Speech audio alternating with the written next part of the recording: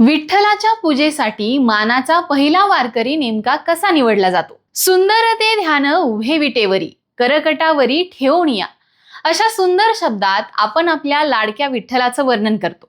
हेच सुंदर, साजिर आणि लोभस रूप पाहण्यासाठी आज लाखो भाविक हे पंढरपूर नगरीमध्ये आषाढी वारीच्या निमित्ताने दाखल झाले आहेत.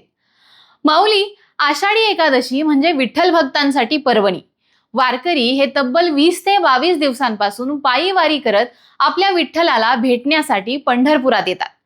महाराष्ट्रातल्या परंपरेनुसार आषाढी एकादशीच्या दिवशी पहाटे राज्याच्या मुख्यमंत्र्यांच्या हस्ते विठ्ठलाची शासकीय महापूजा पार पडते. हे आपल्या सगळ्यांनाच माहीत आहे. मात्र यावेळी एका वारकरी दाम्पत्याला मुख्यमंत्र्यांसोबत महापूजेचा मान मिळतो. पण कोणत्या वारकऱ्याला मान द्यायचा हे कसं ठरतं आणि कोण ठरवतं, हेच आज आपण या व्हिडिओच्या माध्यमातून जाणून घेणार आहोत. विठ्ठलाच्या पूजेचे मानाचे वारकरी ठरवण्याचा अधिकार हा पूर्णपणे मंदिर समितीला आहे. विठ्ठलाच्या शासकीय पूजेचा प्रकार हा सुद्धा समिती अस्तित्वात आल्यानंतर आलाय.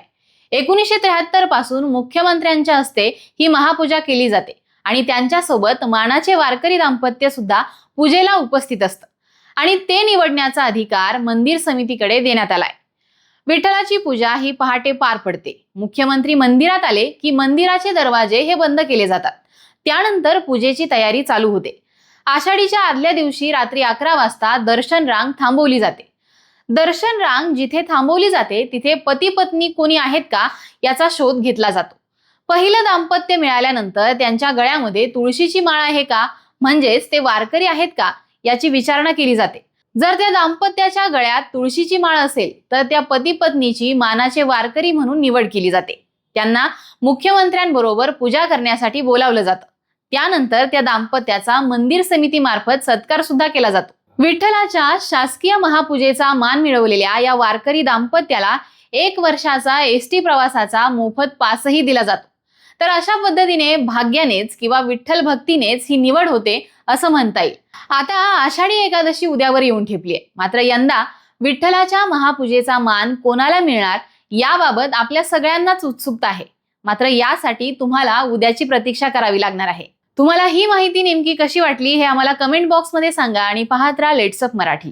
सोशल मीडियाच्या भाऊ गर्दीत विश्वासार्हतेने चकाकणारे नाव म्हणजे लेट्सअप मराठी. सगळ्यांना, सगळ्या नागरिकांना ती स्पीच, ती लेट्सअप वरील मुलाखती म्हणजे विचारांचा खजिना. त्यानंतरच्या निवडणुकीमध्ये मला सोडून गेले. बातम्या केवळ वस्तुस्थिती सांगणाऱ्या, न प्रोपगंडा, फक्त जनतेचा अजेंडा.